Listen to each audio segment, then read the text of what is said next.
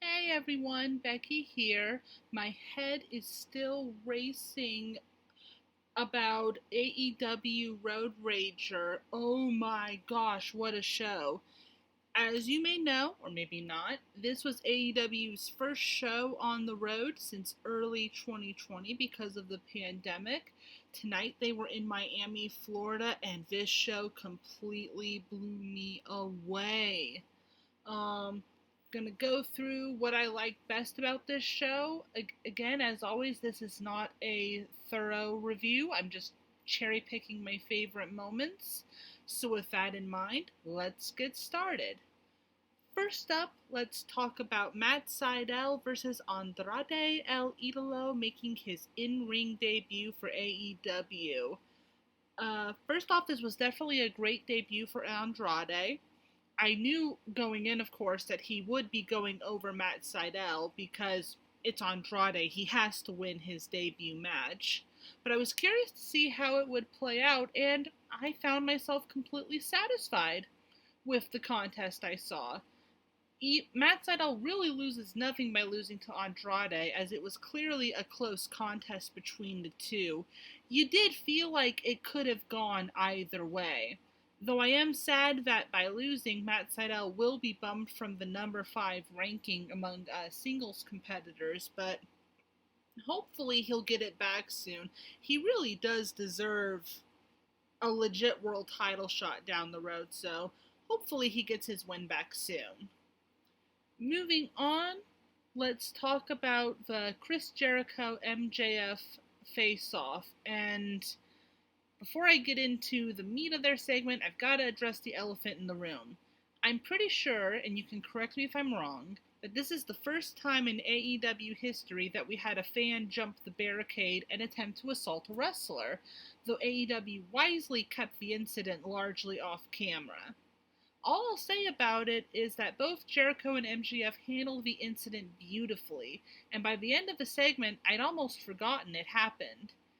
As for MJF's much feared stipulations, I am relieved that Jericho isn't going to have to be whipped like Cody was during his feud with MJF, but I have the sickening feeling that all of this is going to lead to an I Quit match with Jericho's career on the line, and I do not like the thought of that, even though I'm reasonably certain that Jericho isn't leaving anytime soon. At least I hope not. The thought of Jericho having to win 4 matches back to back, though, just to face MJF again, will be fun to watch. And I'm curious to see who MJF will pick for Jericho's opponents. Of course, we know Jericho is going to get through them and get his hands on MJF again, otherwise, there would be no point to all of this. But I suspect it will be far from easy for him. This segment also confirmed for me once and for all that Le Champion is my favorite incarnation of Chris Jericho, and that's saying something, given that I've been a huge fan of Y2J since 2007.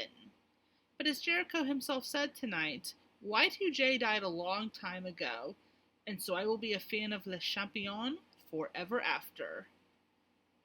Now, originally, I was going to say in this review that the segment with Kenny Omega was my favorite non-wrestling segment because it furthered the build for Hangman vs. Omega, and I will get to that segment in a moment. But then, there came a surprise tonight that completely blew me away.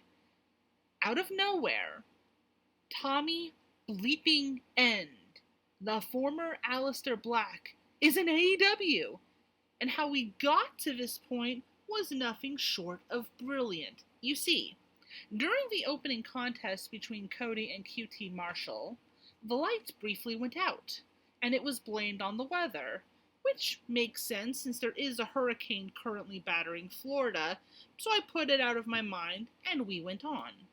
Then, during a later segment with Arn Anderson talking to Tony, the lights go out again, and they go out so long that I'm starting to think the show has suffered a legit blackout, when suddenly the lights go up again, and Tommy bleeping End is standing in the ring, and he promptly hits Arn Anderson with Black Mass, or whatever it's going to be called in AEW.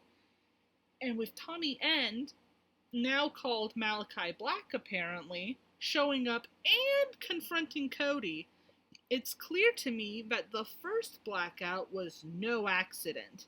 That was the first tease that Black was coming, and AEW followed up on it beautifully. Seriously, I haven't freaked out this much over a surprise debut in. I don't think it's ever happened before now. This was some prime storytelling, and I'm beyond thrilled to see Tommy End in AEW. Here's hoping he finally, if eventually, gets the world title run he never got in WWE. Also, if they're setting up for a feud with Malachi Black and Cody Rhodes, which is definitely what it looks like, then oh my god, this is going to be a fun summer. Now, moving on to the Kenny Omega segment I mentioned before, my second favorite talking segment that happened tonight was the bit with Kenny Omega. Once again, Omega, now with Don Callis at his side, claims that he has no legit opponent to face him for the title. Once again, the Dark Order comes out to challenge this notion, and they get beat down for their efforts because of course they do. Cue Hangman Adam Page running to the rescue, and I thought the arena in Miami was going to explode. The crowd was so excited. You gotta understand, from the moment Kenny came out, the crowd was chanting like crazy for Hangman, and if this gets built up properly, and I believe it will, this is going to be a mega blockbuster of a feud once it really gets going.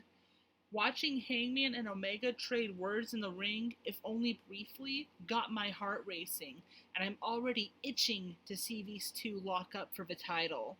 So far, so good, with the build to Hangman versus Omega.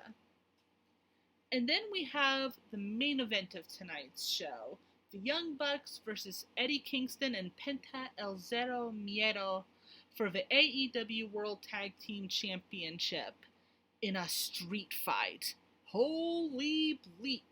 This match exceeded all of my expectations. Once it was announced that this match had been changed to a street fight, I just knew there would be violence, and I was not disappointed. We had it all in this match. Tables, trash cans, chairs, even thumbtacks. This match was deliciously brutal, and I ate it all up. However, I take issue with the finish of this match, where the Young Bucks, yet again, found a way to keep their titles. It's beginning to get ridiculous how they manage to keep winning. I get that the Bucks are extreme heels. I get that they're going to cheat. But if a street fight with an assist from Frankie Kazarian wasn't enough to put Matt and Nick Jackson away, then what's it going to take? The Bucks can't be tag team champs forever, and they're rapidly running through viable opponents who can take them on. Something's gotta give here, and quickly, because I really thought that Eddie Kingston and Penta El Zero Miedo would be the ones to do it. However, all in all, when it's all said and done, this was a fantastic episode of AEW Dynamite. It was so great to have the show on the road again, and I'm beyond excited for night one of Fyter Fest, which will be next week. That card is already pretty stacked. So far we have a coffin match between Darby Allin and Ethan Page, and given the recent history between these two, this promises to be a very violent match, and I am here for it. Seriously, these two are going to knock the living daylights out of each other. Just you watch.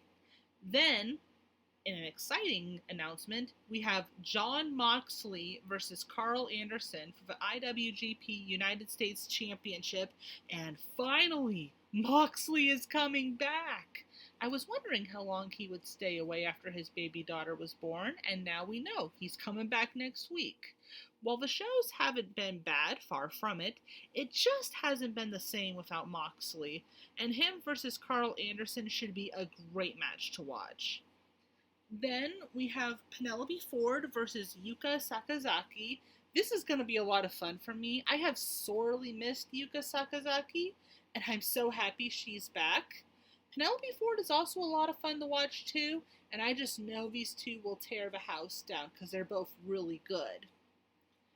Then we have Brian Cage versus Ricky Starks for the FTW Championship. If I'm right, this match will take us one step closer to the implosion of Team Taz, which has been teased for a while now. According to my theory, Taz is going to get fed up with Brian Cage once and for all, help Ricky beat him for the FTW Championship, then kick him out of Team Taz, setting Cage free to be his own man. At least that's my theory. On the other hand, it might just be a fair fight and Ricky gets beat to a bloody pulp. We'll just have to wait and see. And then, in the match that really excited me, we're going to get Christian Cage versus Matt Hardy. I legit squeaked when this match was announced. Complain about WWE rejects and AEW all you like, but if you say you're not excited about Matt Hardy and Christian locking up for the first time in years, then I'm calling you a liar, because this match will be fun. Think about it. Think about how much these two men have gone through since the last time they locked up in a ring. With all their collective experience behind them, Matt and Christian have the chance to put on a show-stealing match, and you know it. I cannot wait to see what these two do together. And finally, one of the last things that was announced for next week is we will hear from Hangman Adam Page. And after the events of Road Rager, I'm very curious to hear what he has to say about the possibility of facing off with Kenny Omega for the AEW Heavyweight Championship. And that is pretty much my thoughts on both Road Rager and the upcoming Night 1 of Fyter Fest. I hope you liked listening to my thoughts on the show and what's coming next week. Don't forget to leave a like and subscribe, and I will see you all next time. Have a good night, and bye-bye.